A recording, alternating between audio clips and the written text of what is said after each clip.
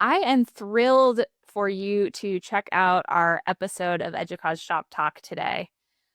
This one was really fascinating. In it, we talk to implementers from the California State University system and from OpenAI about what is actually the largest deployment of ChatGPT, as we found out during the show, in the world, because the Cal State system signed a partnership with OpenAI to implement ChatGPT across all 23 of their campuses. So we really dive in today about why Cal State decided to make this decision, what it had to do with closing the digital divide, making sure that all of their campuses with various different resources had access to this, why it was important from a privacy perspective for them to implement a closed system, the really thoughtful change management approach that they took to implementing this large deployment across their institutions, and also through working with faculty, staff, and students to make sure that they had agency in how the rollout went, how they use data at a system level to evaluate what was working, what wasn't working with the ChatGPT rollout, and really making sure that they took time to play and have fun with this implementation to make sure that folks understood the value of it. So it's a really great conversation. I think that there are lessons that state systems, that larger systems can take from it, but also that smaller institutions who maybe don't have the scope of resources as Cal State, but are still interested in doing some kind of partnership or creative work with AI can learn from as well. So check it out. Let us know what you think.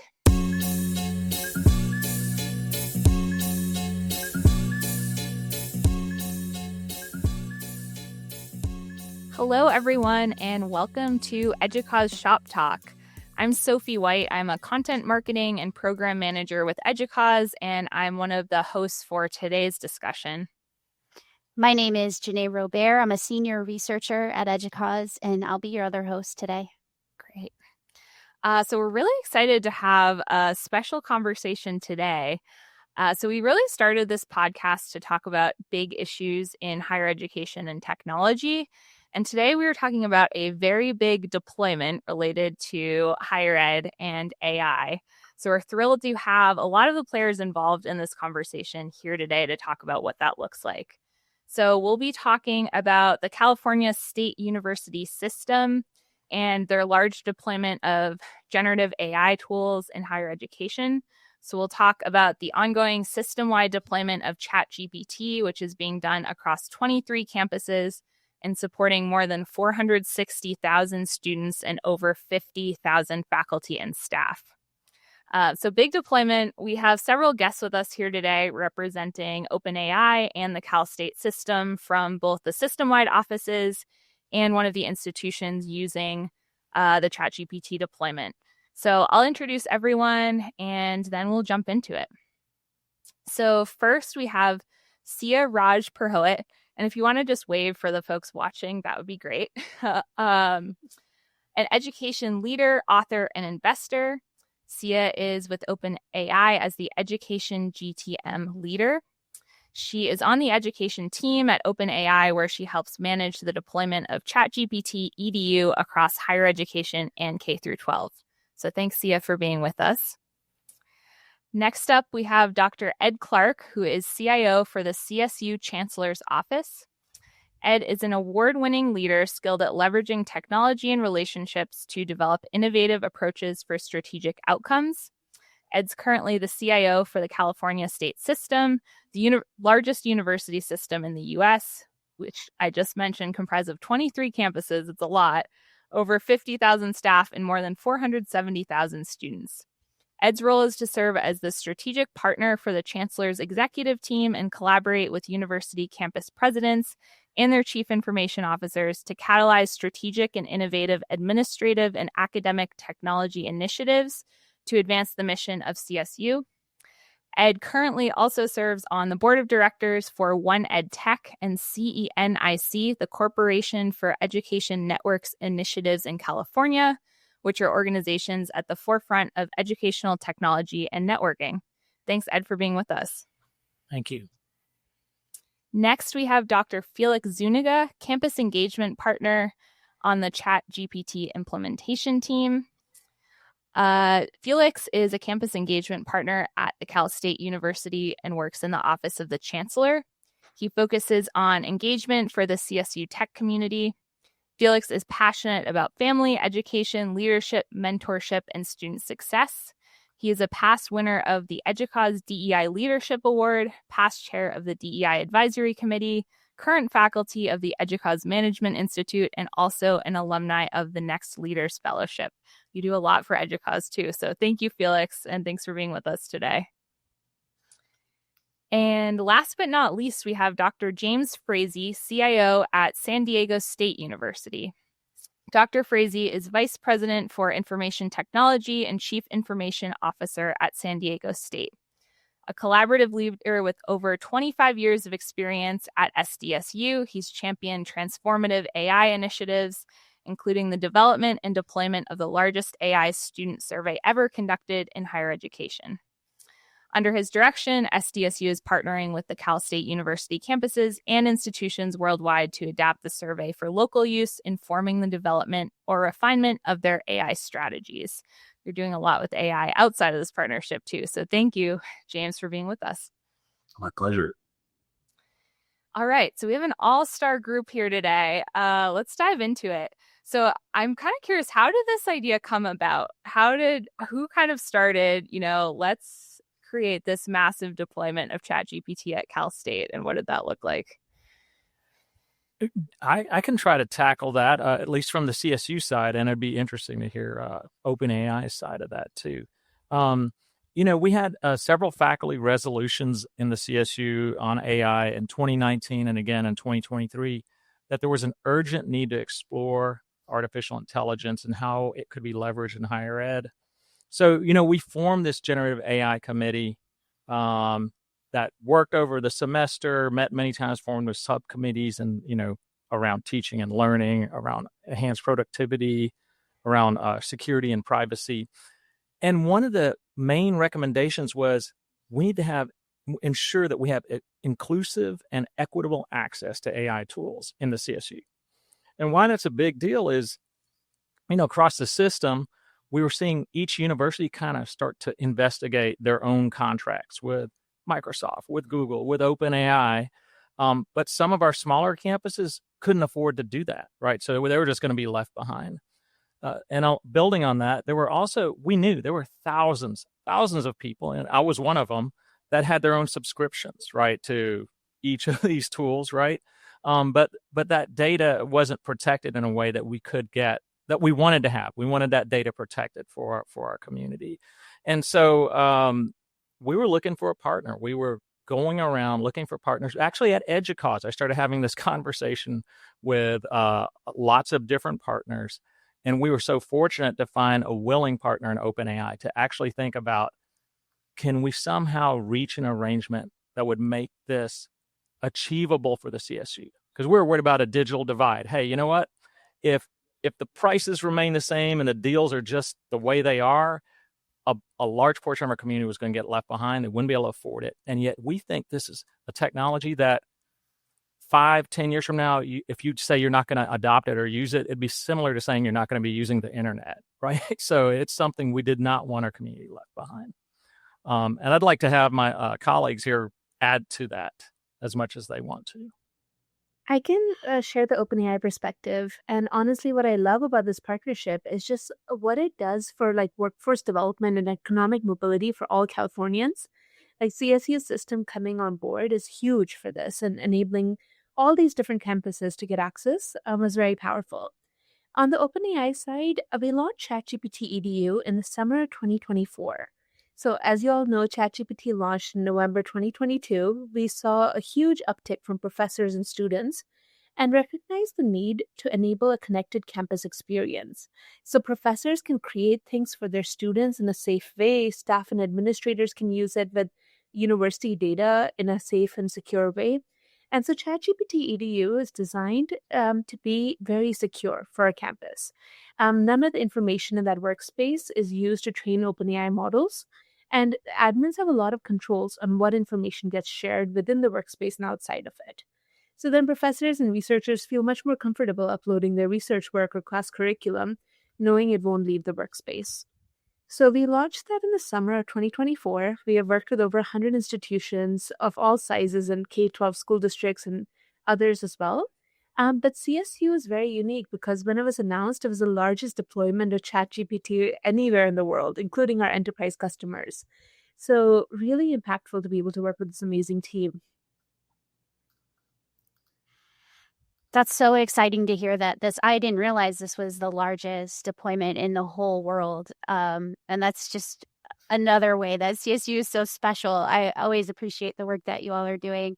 And I also wanted to really highlight the importance of what you talk about, Ed, with different size campuses and differently resourced campuses having different access to these tools. And this is something that we're seeing in our research at EDUCAUSE in our landscape study that was published earlier this year, that it's bearing out in the data that we're seeing that institutions that have different resource levels, though they're all just about equally interested in adopting these technologies for all the reasons we've talked about, workforce development and educational equity, so many things that they can support.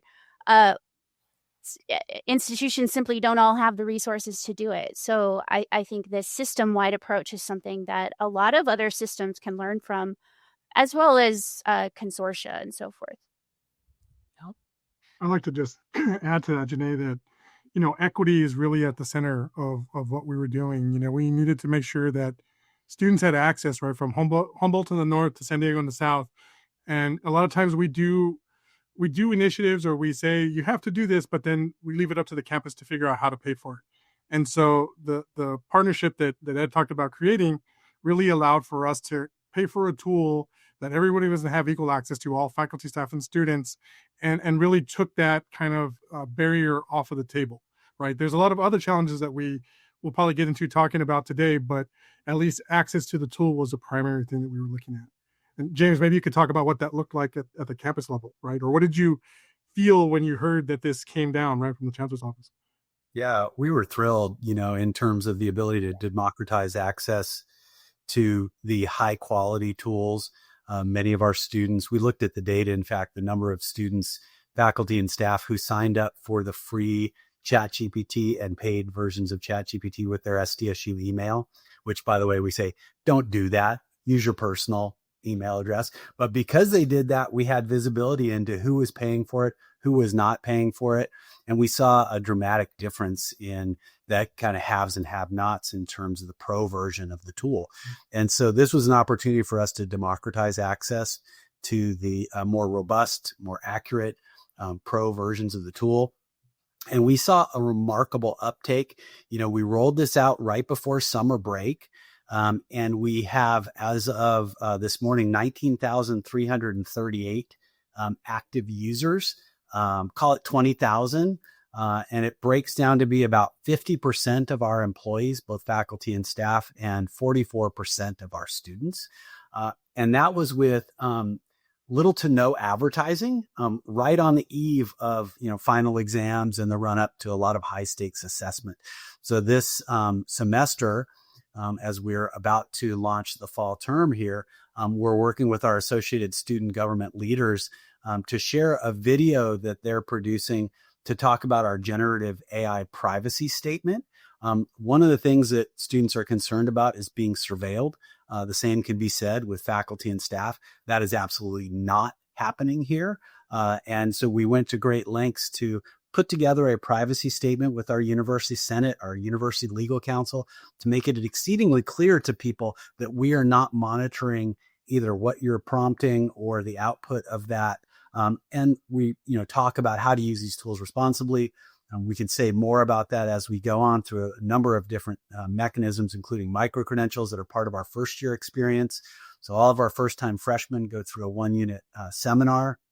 And part of that is a requirement that they go through a academic applications of AI micro-credential, which really emphasizes how to use these tools responsibly. So this is another opportunity for us to really plug that micro-credential and the importance of that, especially for our transfer students who don't get to go through our first year experience. And so it has been really important. This partnership has created space for conversations with the community about what we know about how people learn and the importance of active learning, and how if the instructional design is done well, you can avoid some of the concerns that people have about academic misconduct. So that's been really exciting as an outcome. Since you brought up the, go ahead, Ed. Oh, sorry. I am so sorry. I figured that you might want to know system-wide that, system-wide, similar timing for across the system. We now have 104,000 activated accounts. And that was in a very short time right before summer. So we do expect a big surge this fall. I wanted to ask, since you brought up concerns related to academic misconduct, this is something I'm really interested in terms of the big differences we see among the higher ed community. Some people saying generative AI tools are completely going to revolutionize the way we teach and the way the world operates. And then we still have a fairly large portion of people who are, we can say, resistant to generative AI tools, still banning their use in the class.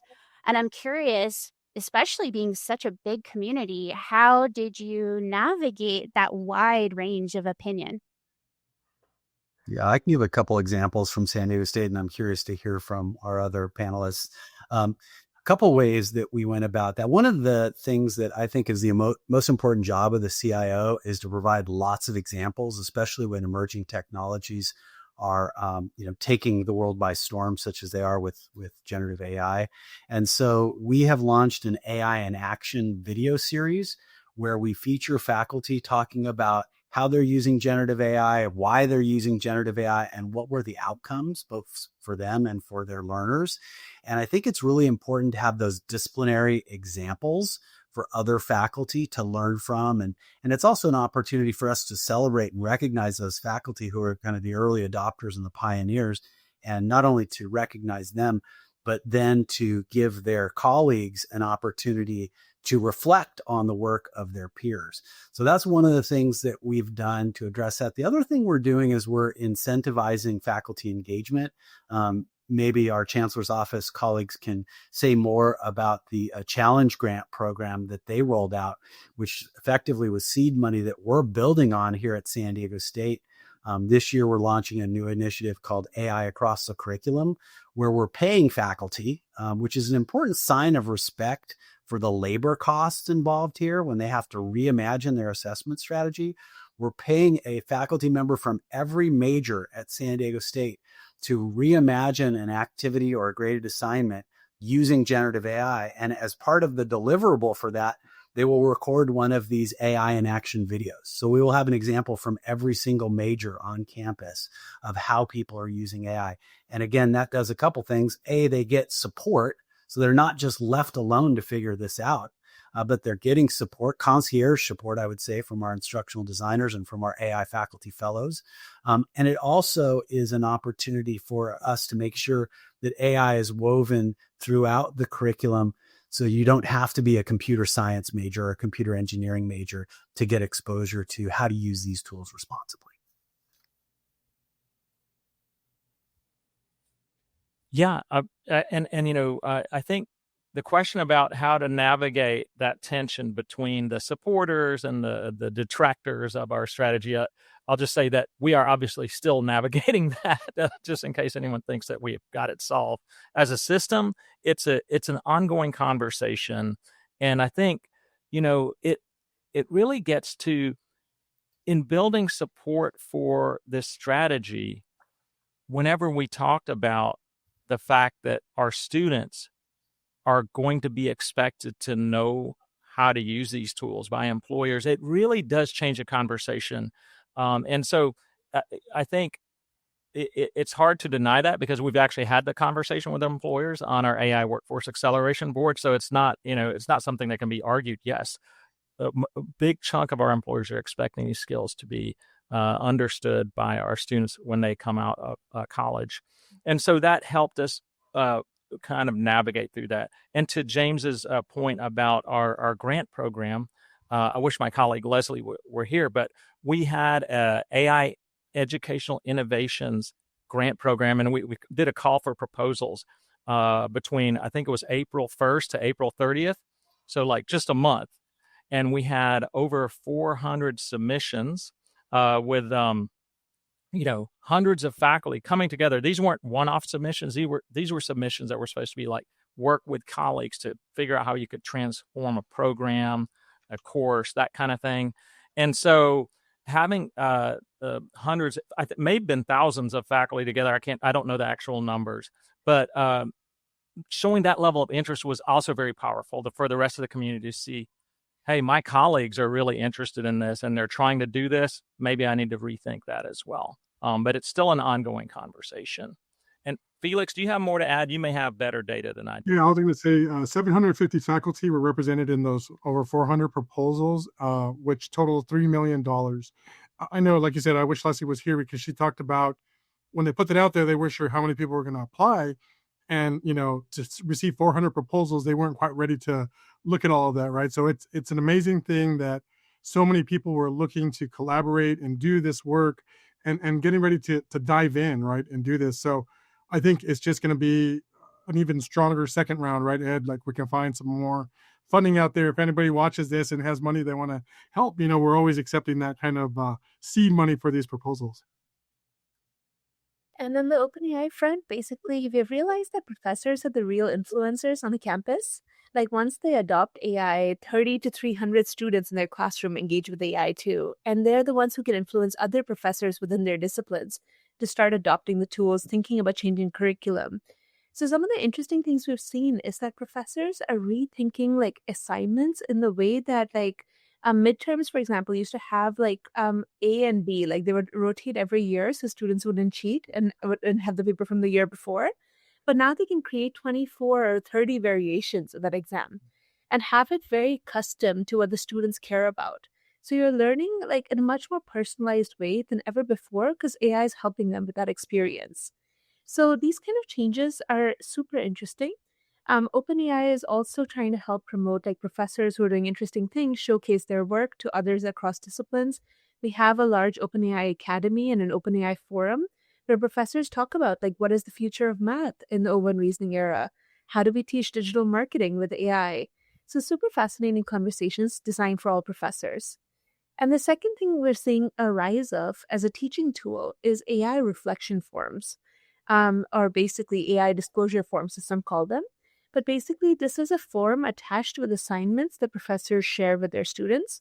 And it's a 5-minute exercise where students share how they used AI, what worked, what didn't work, where AI helped them and where it didn't.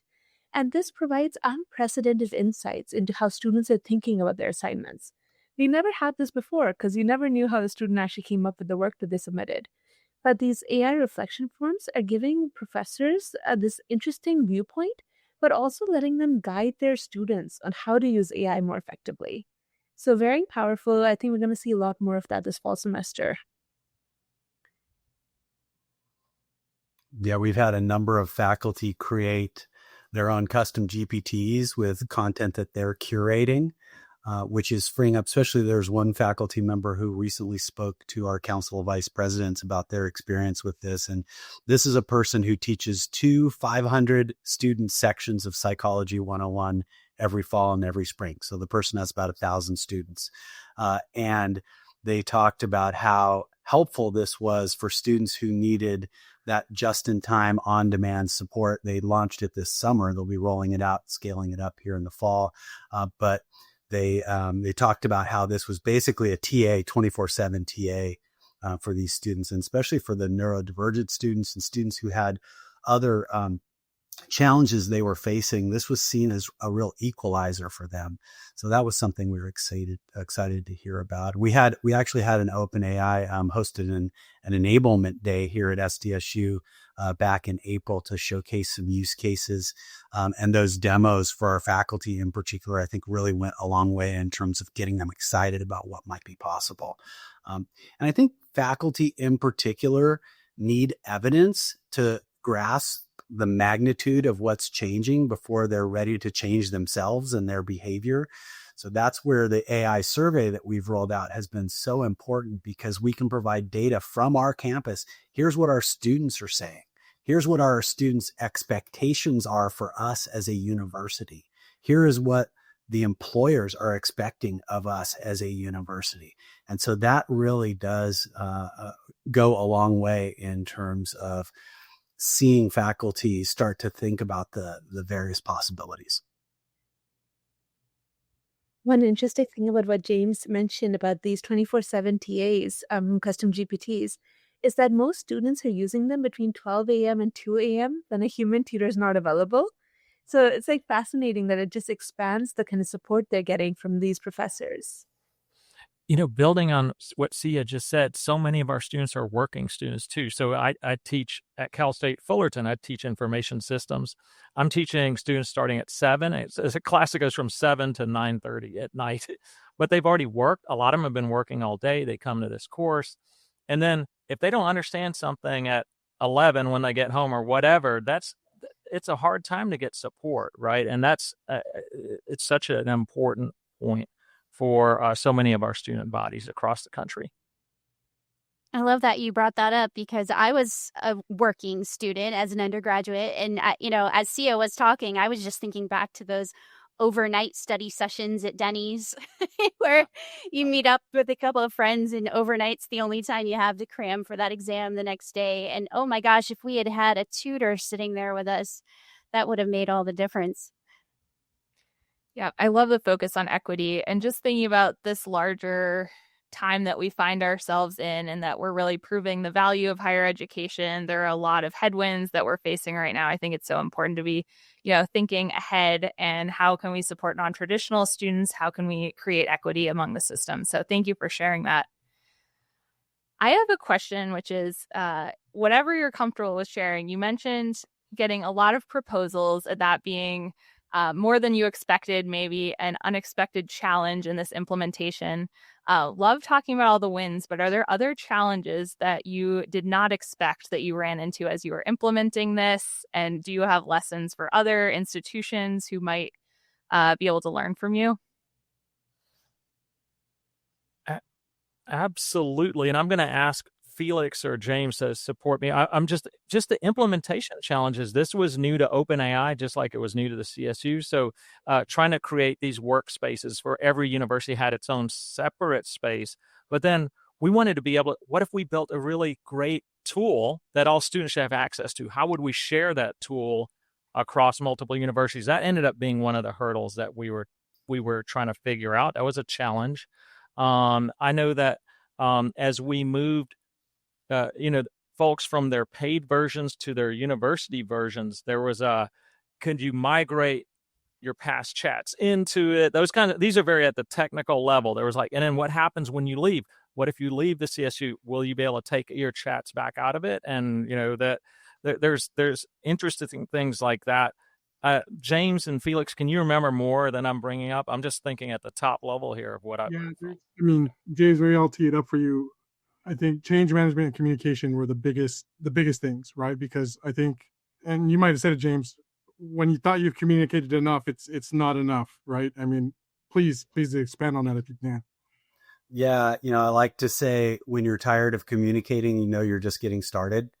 And that's absolutely been the case here. And part of the reason we've seen such a tremendous response rate to that AI survey I mentioned earlier is because of the shared governance that has been really the foundation of this work with our associated students. So I mentioned them producing a video about that AI privacy statement. Having the message come from the students is really important. We like to say our faculty development is by faculty for faculty. So we've got AI faculty fellows who are respected faculty members who are often leading that charge. That has been really essential in terms of some of our successes. In terms of some of the things that we might not have expected, that was revealed through the data gathering, some really dramatic differences between groups. So for instance, male students were more comfortable with AI than our female students, like dramatically more comfortable, which was interesting. International students were dramatically more comfortable than AI than domestic students. Graduate students versus undergraduate students, our San Diego students versus our students out in the Imperial Valley, we have a campus 110 miles east of here in a very rural agricultural area. And so some really dramatic differences between groups. And again, that was data that we could use to scaffold conversations with the community of, okay, now that we know this, we have to act on that. How are we going to act on that information in a way that is going to help these students to balance that and to find that equity? The other thing that was really troubling is one of the questions we asked was about number of smart devices.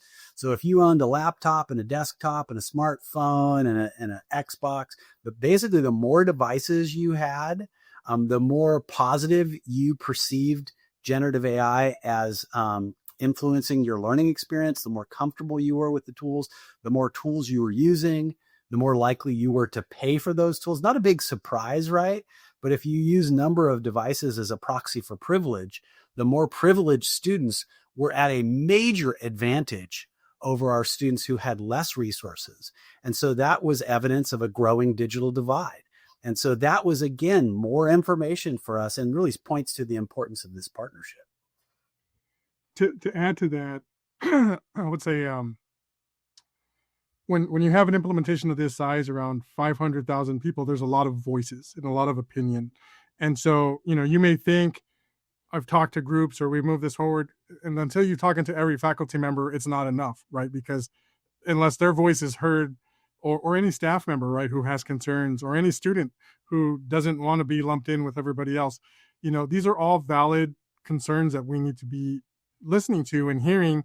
And we need those voices at the table, right? Because that's most important thing, is that we need to have the conversation, because if you're not a part of the conversation, you're being left out and others are being making decisions for you. And so just to talk about, like the technical side, we work really closely with SIA, and team. We meet on a weekly basis. We have open lines of communication back and forth. And, there's times when we're like, well, we want to be able to do this, and we can't, because it's a new product. It's bleeding edge, and higher ed's not used to being at the bleeding edge a lot of times. A lot of times we're slower to adopt technology. So we see that as, okay, not only do we have a chance to use the latest and greatest, but we get to help shape what this looks like for the rest of higher education. And that's been really valuable in working with the team, because, Sia, I hope that you could talk to like what we're bringing forward, you're seeing or hearing from other educational institutions. It's just at a different scope and level that we're kind of dealing with these things right now. Yeah, what CSU is doing a really good job of is trying to bring everyone along in this process. So different levels of enablement being offered to different to staff members, faculty, admins, IT people, students, has been really helpful. So basically training exactly where you're at. I feel everyone actually starts their AI journey in the same way, by improving emails. You drop in an email you don't like, ask for feedback. That's kind of the small win everyone starts with. But it's been amazing to kind of build on that and showcase how do you get from there to building custom GPTs, to building strategic documents, new startups out of just using ChatGPT EDU. And I think CSU is doing an interesting job at training at every level right now. I have to say, I think my ChatGPT journey didn't start with emails, but I think it started with turning requests to take the garbage out into fun things like poetry for my husband. So slightly different use case there, but hey, marital communication, it's important. Love that. I think mine started with recipes. I have all this random stuff in my kitchen. What can I make with it? This is great. And I'm curious. So thinking about, the technology folks that we work with at EDUCAUSE, do you have any lessons from the rollout of it that you want to share? So did you start with just a small group of users for testing and then expand from there? Or what does that look like that you can share? I know it's still early in the process, but where did it start and where is it going in terms of the rollout and implementation? Well, in our, because we're a system, we made sure that every campus could decide how they were going to roll it out, when they were going to roll it out. And and certainly at the chancellor's office, we're a much smaller crowd. We said, okay, we are the test case. Let's just tackle that and roll it out here and see how it goes. The opt-in was very fast. And so as you can see, we had 100,000 activated accounts in just a couple of months at maximum. And so, and I think to your point, this fall, as we see that rollout accelerate even faster, we might run into problems we haven't thought of yet. But I would say in terms of lessons learned from the rollout, I think Felix hit on it. That sort of and James too, the communication, the change management, communicate over and over again. We were trying to figure out, we were working together to generate infographics, things that we could post everywhere to show people what was going on and how and when to sign up. And then having lots of, actually to your point about using it for fun, having trainings, right, where we could say, I've seen some of these very dry trainings where it's like, okay, here's how to do a really good prompt and all this, but really bringing the fun into it, I think, was an important aspect of this. We just had, this AI in July event where we had these prompt parties, and people were working on things like, hey, generate song lyrics, or generate the best picture you can possibly, those kinds of things to match this theme. And I think that is that's a key portion as well. What do y'all think? I think the data gathering is so important, and having evidence that you can use to scaffold those conversations goes so far. One of the things that we heard from our students is that they're getting mixed messages. In one class, they were being encouraged to use generative AI. In another class, it was completely forbidden. But often they didn't know until they had already used a particular tool, and they would find out after the fact. So that actually created space for a conversation with our university senate to put together a special group made up of university senators that created some guidance for the use of generative AI for assessments and deliverables. And that was really important because that ended up in our curriculum guide. So other faculty have some examples that they can build upon or swallow whole if they're so inclined, that make it really clear for this particular assignment, it's encouraged. On this assignment, it's restricted. On this assignment, it's allowed. So I think it's all about, having really clear guidance for the community. The community wants guardrails. They need heuristics, and they need to be part of defining those. We as the administration can't impose that on anyone. They have to craft that themselves. We just need to create the conditions. On the staff side, one of the things that I think is super important is encouraging people to tinker and experiment and have a way for them to do that openly so that it's being encouraged. I mean, we're all facing a dramatic budget reduction. There's a huge structural deficit here in the state of California. So as people are retiring or leaving through attrition, we're in a situation in many institutions where there's a hiring freeze. So we're not able to backfill those positions. So we want to encourage people to work smarter. If some of these tools can help with that tier one, workload, that frees us up for the more interesting tier 2, tier 3 work that often, only humans can accomplish today. So that's also important. I would add on the, on the technical side, it's exciting that OpenAI is always releasing something new, right? I mean, like last week we got the study mode and GPT-5, and so it's hard when you're trying to draw a line in the sand to like teach and roll these tools out and get people prepared, but you're coming out with so many great things. It's a moving target, right? So that's a challenge. And so luckily, like I would say, OpenAI has been very, very like just able to be flexible with like how rigid sometimes higher ed could be.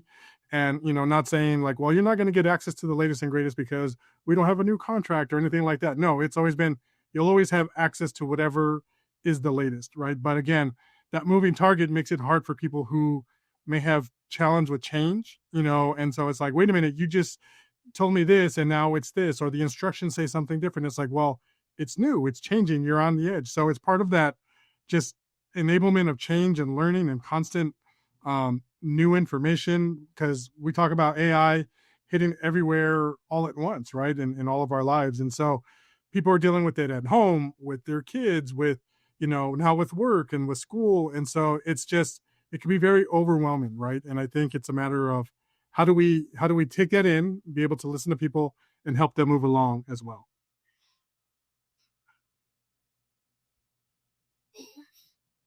Can we go back to the mention of AI in July? I had the absolute honor, pleasure, joy of being invited to one of these sessions. And oh my gosh, it was so fun, including AI generated music that I need to have on my Spotify list. But I remember at the time actually thinking we need to figure out how to get a Shop Talk episode just about AI in July. And maybe we'll do it at some point. But Felix, anyone, but I'm guessing Felix, if you want to talk a little bit more about that specific event series, I think it's just such an interesting model that other institutions could steal. Yeah. No, thank you for that. And we'll gladly share the model with anybody, right? I mean, essentially, we had our tech conference that we've been doing in person, and in 2020, we pivoted to virtual. So as we were trying to figure out, are we going to get back together in person or not? The state says, hey, you can't travel. So it's like, okay, we'll stay virtual. More people can attend. We had about 1,000 people come online before in a traditional all day virtual, but it was very, very tiring, right? With all day Zoom kind of things. And so last year we pivoted and said, all right, AI is all the talk right now. Let's just do AI in July, and we'll do a series of things. And so we ended up doing series of keynotes, like Ed talked about. Prompt parties were AI challenges essentially. We do campus showcases, like we feature what's going on at San Diego State. We had these technical deep dives for our nerdy tech types who want to learn more about specific tools with the vendor partners. And so it was kind of something for everyone. And when we really got into this year, we threw everything against the wall to see what would stick, and everything stuck. So we had something planned for every day of the month. And so it was a lot. It was overwhelming, but at the end we had several thousand people come in, and they're still going back and watching the sessions. And Jenay, we heard a lot of great things about the EDUCAUSE presentation that you did. People want to learn more about that data, how they can get access to it. Remind me to give you the feedback that we got from your session. We could do that for you as well. But it was a matter of just using the tools that we had, knowing how to engage an audience that we've built over time, and then doing things that they want to hear about, right? They want to hear from keynote speakers around how do we manage humans in this crazy time of change, right? They want to hear from visionary leaders about the system, what our campuses are doing, like San Diego State leading the way, trailblazing with all the different projects that they're doing. So it's just a matter of getting out there, sharing the wins, and helping support each other by collaborating. Yeah, I would say, that event, and I definitely want to hear what you have to say about that, Sia. Is it, teachers, instructors, generally speaking, are increasingly on board, but struggling with how to help students use generative AI in ways that don't lead to learning loss or dulling of their critical thinking skills. And so through events like AI in July, you get to hear from faculty who found creative ways to use these tools to get the students diving more deeply into the content or interacting with one another in the content in ways that were never before possible through things like role playing and other more active. Again, we're back to active learning, right? Any new change that gets us an opportunity to talk about what we know about how people learn, I'm all about it. And so, and especially for faculty who may not have gotten a PhD in education, who don't understand some of that, this is now creating an opportunity for some of those conversations. So kudos to the Chancellor's Office for AI in July. It's been a huge hit. One of the activities that OpenAI participated in AI in July, it was a GPT-a-thon. So basically enabling people to build GPTs that help streamline different workflows. So we showcased 3 of the most successful GPTs across the CSU system, and the owners came up, talked about how they built it, how they iterated on it. And then we asked everyone to spend about an hour building new GPTs.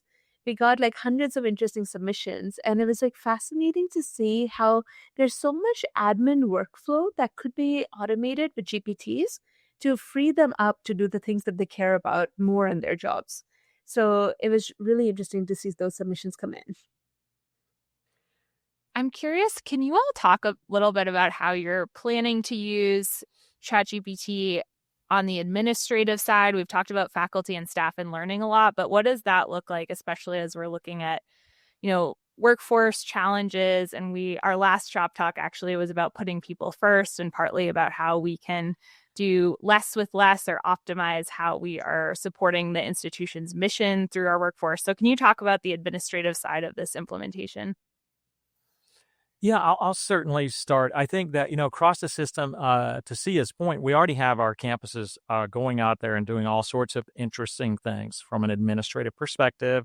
We had, for example, I think one of our campuses adopted some AI tool where their recruiters, they're 24/7 recruiters. They can answer questions for students that are interested in their campus at any hour of the day, right? That kind of thing.